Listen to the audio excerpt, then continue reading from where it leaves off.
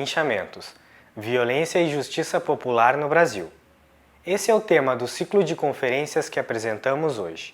Na primeira parte do programa, o professor e sociólogo José de Souza Martins apresenta um contexto geral sobre o linchamento no Brasil e no mundo e fala sobre racismo e outras formas de preconceito. Confira. Tudo virou exclusão. Eu uma vez fiz uma palestra em Belém do Pará sobre o tema, em que eu tentava desconstruir a categoria exclusão, que é uma categoria de senso comum, puramente ideológica, e de qualquer modo dialogando com um número enorme de pessoas que estavam no auditório, no geral seminaristas da Igreja Católica, tinha alguns da Igreja Luterana, e todos fixados na categoria exclusão e revoltados porque eu disse que exclusão não existe na sociedade capitalista. Não dá para sustentar essa tese de jeito nenhum. A sociedade capitalista é essencialmente uma sociedade includente. O problema é que frequentemente é uma exclusão perversa. Por exemplo, trabalho escravo no Brasil hoje, que vem crescendo, eu não estou excluindo as pessoas, eu as estou incluindo de maneira perversa, tá certo? Eu estou desconsiderando a condição humana da pessoa que é vítima dessa situação. E a gente diz isso e quase acaba apanhando de um setor até da própria universidade que, como está vinculado frequentemente a grupos políticos ideológicos, acham que desconstruir a categoria, o senso comum que nela há, a ideologia que nela há, é a mesma coisa que combater a esquerda e automaticamente quem faz isso é de direita. Eu costumo dizer que de direita é a mãe, né? Eventualmente o pai, porque também já cansou essa história de polarizar tudo é direita e esquerda, né? Num país que não tem esquerda e também não tem direita, vamos falar francamente, isso é uma tremenda bobagem, porque acaba dificultando a compreensão do que nós somos, dos problemas que nós temos, das dificuldades que nós estamos enfrentando e que são muitas, né? Uma das funções do sociólogo é justamente analisar criticamente essas pré-categorias, os preconceitos, para poder entender por que as pessoas têm uma necessidade quase física de definir como exclusão, definir como violência, definir como isso ou como aquilo. É necessário compreender isso, porque as pessoas não fazem isso porque são bobas, porque são ignorantes, elas fazem isso porque há um conjunto de circunstâncias que promovem a elaboração de esquemas interpretativos de senso comum a respeito da realidade que elas estão vivendo. Elas têm que entender, todos nós temos que entender a realidade em que vivemos. Outro tema curioso é a questão do racismo. Tudo no Brasil virou racismo, tá certo? Eu conheci há muitos anos em Goiânia um ex-padre que chegou a tal ponto a obsessão dele com a questão do racismo, que a gente não podia dizer, as pessoas não podiam dizer perto dele, as coisas estão ficando pretas. Ele dizia que isso era racismo. Acontece que estão ficando pretas é uma coisa muito antiga que tem a ver com meteorologia, não com raça, tá certo? Nuvens pretas carregadas, né, etc., que vão provocar um temporal, um desastre natural, etc., Então tudo vai ficando muito abusivo e uma certa ignorância se dissemina através desses pseudoconceitos que deturpam as coisas. Então isso exige dos sociólogos um aumento da vigilância crítica na interpretação da realidade e na classificação dos fatos e na própria descrição daquilo que está sendo observado, né? Então esse é o primeiro ponto, porque tudo está virando no Brasil linchamento. Linchamento moral, você já deve ter ouvido falar mais de linchamento moral do que qualquer outra coisa. Não existe linchamento moral, existe difamação, existe agressão verbal, quer dizer, a natureza do fenômeno é outra. Linchamento é quando a vítima do linchamento, em princípio, deve morrer. Essa é a função do linchamento, histórica do linchamento. É uma espécie de execução sumária, coletiva, né? Não tem nada a ver com linchamento moral, porque aí o sujeito se enquadra numa forma perversa de manifestação coletiva, que é o linchamento, e desfigura a natureza do linchamento e, portanto, a força explicativa dessa categoria para a investigação sociológica, antropológica desse problema social grave que é dessa modalidade de violência. Eu estou escrevendo sobre linchamentos, fazendo pesquisa, há mais de 20 anos e já publiquei vários artigos, alguns estão aqui dentro do livro. Mas quando a coisa se corporifica num livro, várias pessoas na área científica vieram manifestar surpresa e uma certa indignação de por que é que eu estou escrevendo. Eu lembro que numa grande instituição científica em São Paulo, um dos membros do conselho dessa instituição científica, que é da área do empresariado, me procura assim com certo sorriso de um pouco assim, coitado, ele não tem o que fazer, ele fica escrevendo sobre linchamento, né? Ele diz, mas vem cá, por que você se meteu a escrever sobre isso, né? Eu falei, porque o linchamento é um dos problemas mais graves da sociedade brasileira hoje. Eu sou um sociólogo e eu, entre outras coisas, estudo e tento esclarecer e explicar problemas sociais. Esse é um grave problema social. Porque o Brasil é hoje o país que mais lincha no mundo, né? Aquele brasileiro cordial, bonitinho, simpático, isso é lenda, isso não existe. Os linchamentos provam isso. De 1 milhão a 1,5 milhão de brasileiros nos últimos 60 anos participaram de linchamentos. Isso é muito mais que um exército, tá certo? É muito grave que uma coisa dessas esteja acontecendo nesse tamanho, com essa gravidade, né? Porque, no limite, a função do linchamento é matar, né? Matar alguém. E não se trata desse assassinato comum e corrente, que infelizmente acontece em todos os cantos. Se trata de coletividades linchando, multidões que se formam, frequentemente com a participação de mulheres e crianças, né? Criança participando de assassinatos coletivos na rua, à vista de todos, né? Isso é muito grave, isso é sinal de que essa sociedade é uma sociedade mergulhada num profundo estado de anomia, é uma sociedade doente, né? Hoje nós temos, em média, 1 linchamento ou tentativa de linchamento por dia no Brasil. Eu sugiro a vocês que andem com o caderninho no bolso, um que caiba no bolso, e anotem tudo que surpreender vocês, tudo. Anotem lá, em tal lugar, tal hora, eu vi uma girafa espirrando, pode ser uma coisa desse tipo. Ou uma girafa conversando com um político brasileiro, também isso é um fenômeno muito mais interessante ainda. E outras pequenas coisas que acontecem com frequência à nossa volta, em todos os cantos, na universidade, na rua, nas igrejas, nos estádios de futebol, sempre acontece alguma coisa que vale a pena tomar nota. E vale a pena tomar nota do que as pessoas dizem, né? Eu tenho 30 cadernos preenchidos, no total de umas 10 mil páginas, com essas anotações. É dali que saem os meus livros, tá certo? E eu tomei muita nota em estação rodoviária, ponto de ônibus, que as pessoas falam tudo que podem nessa hora, porque não tem censura perto. Isso é maledicência, conversa de gente que não gosta de outra pessoa e aproveita de se vingar comentando com uma terceira pessoa, né? Eu me lembro de uma ótima que eu ouvi na estação rodoviária de Porto Velho. Era uma senhora negra conversando com uma outra senhora negra simpaticíssima, já de uma certa idade, e elas dizendo, fulano de tal, que pelo teor da conversa era branco e conhecido delas, está muito doente, né? A outra diz, esses brancos são todos empesteados, né? Quer dizer, eles ficam doentes com facilidade, o que de certa maneira é verdade. Quer dizer, está mais do que provado. Não divulguem isso, porque eu desminto e processo, já que estão judicializando tudo.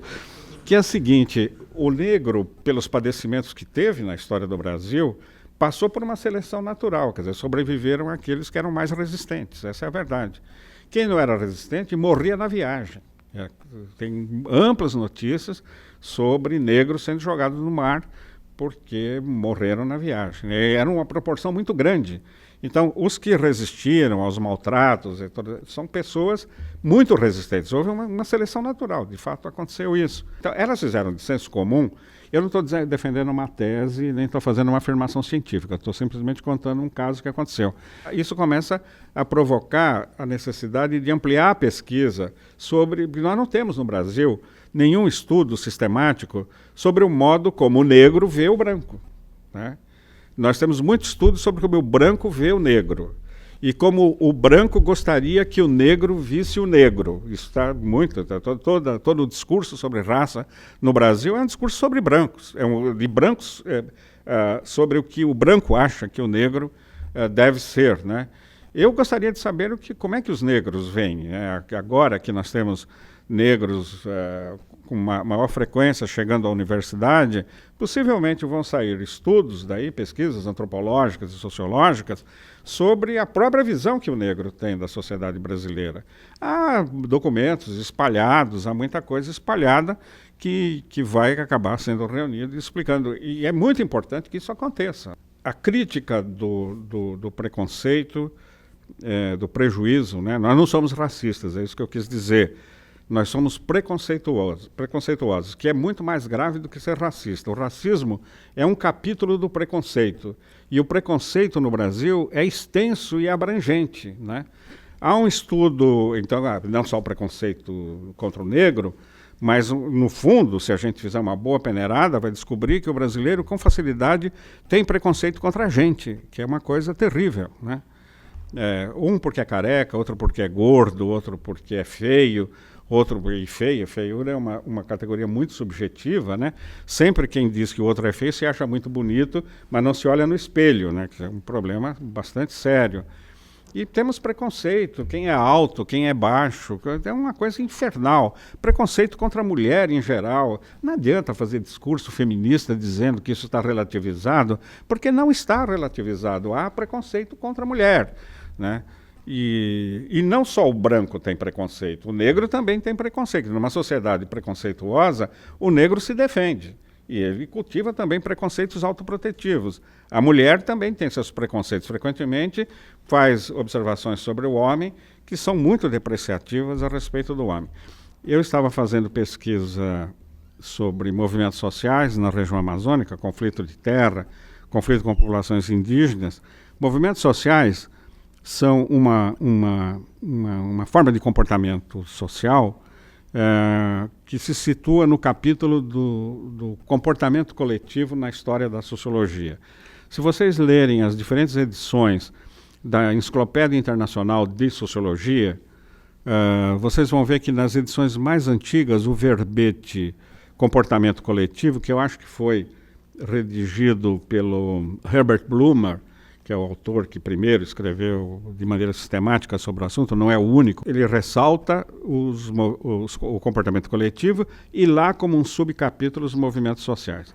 Com o tempo, o manual muda, quer dizer, passa a ser o verbete movimento social e lá residualmente comportamento coletivo. Provavelmente o Blumer tinha razão, quer dizer, os movimentos sociais acabaram ganhando uma importância muito grande no trabalho dos sociólogos, porque eles se tornaram também importantes do ponto de vista político em vários países, na Europa mesmo, na América Latina, com certeza, e portanto, há uma massa, digamos, de estudos sobre movimentos sociais que desdenha a dimensão de comportamento coletivo que neles há, e, em grande parte, movimentos sociais interpretados como uma espécie de pré-comportamento de classe por parte daqueles que não têm uma consciência de classe aguda. Bem, primeiro que os movimentos sociais realmente não têm nada a ver com classe social. Aliás, cada vez mais, classe social tem menos a ver com classe social, na medida em que a sociedade contemporânea se diversificou, ela foi toda refragmentada em categorias que não são classe social e que não comportam propriamente comportamento de classe. Em geral, aquilo que o Paul Suisse chamou de grupos de interesse, que são dimensões mais circunscritas, digamos, das demandas sociais. Então, é fácil observar, quando se está estudando movimentos sociais, que há componentes claros de comportamento coletivo em algum momento do processo definido como movimento social. E isso não se explica por uma antiteoria das classes. O Hobsbawm, em Rebeldes Primitivos, tentou pensar o que ele chamou de movimentos sociais pré-políticos, e esse pré é muito comprometedor, como sendo quase que um preâmbulo da luta de classes, né? Então, movimentos messiânicos, banditismo rural, é um livro, eu diria, que, sem menosprezar os outros trabalhos dele, é o melhor livro dele, é o mais provocativo, teve edições em várias línguas, etc., né? Então, eu acho que é uma certa tendência de grupos de esquerda que leva a questão dos movimentos sociais para as classes sociais, e isso acaba desfigurando esses movimentos. No Brasil foi Rui Facó que escreveu Cangaceiros e Fanáticos, que vai na mesma linha, quer dizer, a classe social não está lá porque faltou a mediação, que é o partido político. No fundo, a tese é essa, que também não é por aí. E aí passam a definir como pré-políticos ou quase políticos, ou a caminho da política, movimentos que realmente não vão nessa direção. É o caso dos movimentos messiânicos, não tem nada a ver com comportamento de classe. Eu me lembro de uma discussão com um professor radicado na Bahia, o maior especialista em Canudos, que ele dizia, porque ele dizia que lá tudo era socialista, ele dizia, professor Calazans, José Calazans, maior autoridade em Canudos, realmente, e porque ele analisou os detalhes, a miudeza das relações, em que ele dizia, mas é estranho, né, porque havia capitalistas em Canudos, isso já quebra, já deixa as pessoas alarmadas, como capitalista. Tinha, dentre outros, os irmãos Villanova, né, que eram grandes comerciantes instalados ao lado da igreja, com a permissão do Antônio Conselheiro, né? Não havia nada de socialismo. Ao contrário, quando eles fugiram, um pouco antes da queda de Canudos, eles enterraram dentro da casa em que eles moravam, que era a única casa de alvenaria, caixas com prata. Naquele tempo ainda existia moeda de prata. A tal recusa do dinheiro do Império, da República, é porque o dinheiro da República era de cobre. No Império ainda havia moeda de prata. Então só aceitavam moeda de prata que tinha um valor permanente, né? E havia outros comerciantes no lugar, né? Eles saíram com muito dinheiro de lá, né? O próprio Conselheiro foi comerciante, né? Além de ser professor, de saber latim, essas coisas, era um intelectual. Então as coisas se desmentem muito por aí, né? A necessidade, enfim, de desconstruir preconceitos e prejuízos, como diziam os primeiros sociólogos que trataram do assunto, é um requisito necessário do trabalho científico. Eu faço isso, quer dizer, eu costumo ter o meu caderno de anotações, anoto tudo, e fazendo a pesquisa sobre os movimentos sociais, numa perspectiva bastante crítica, eu fiz trabalho de campo na região amazônica durante vários anos, e muita anotação, além de gravar entrevistas, de conversar muito com as pessoas. Eu viajei pela Amazônia, foi um trabalho muito solitário, desde a pré-Amazônia maranhense até o Acre e Rondônia, parando no que é hoje Tocantins, no norte de Goiás, Mato Grosso, né? E com uma visão bastante ampla do que estava acontecendo. E isso está discutido no meu livro Fronteira, mas de qualquer modo também aí é preciso não mitificar a categoria fronteira, porque a fronteira no Maranhão é uma coisa, no Acre é outra coisa, no Mato Grosso é outra coisa. A fronteira no sentido de frente de expansão e frente pioneira e a tensão que há entre essas duas modalidades de ocupação do território. Enquanto eu estava fazendo a pesquisa sobre movimentos sociais, os movimentos populares no campo, dava para observar na descrição das ocorrências que algumas manifestações de tensão coletiva não eram propriamente ainda movimentos sociais, eram manifestações irracionais de comportamento coletivo. Quer dizer, em função de uma situação adversa, as pessoas reagiam. E eu acho que deu para perceber algumas vezes que algumas dessas reações eram muito próximas do que eu viria a constatar depois como prática de linchamentos. Um dos antropólogos que trabalharam na fronteira observou um linchamento. Ele estava hospedado num pequeno povoado e um dia que a população decidiu linchar o grileiro, que era responsável pela violência contra eles. Ele presenciou isso e não podia fazer nada, né? É uma coisa muito complicada. Tem gente que diz, você não fez nada?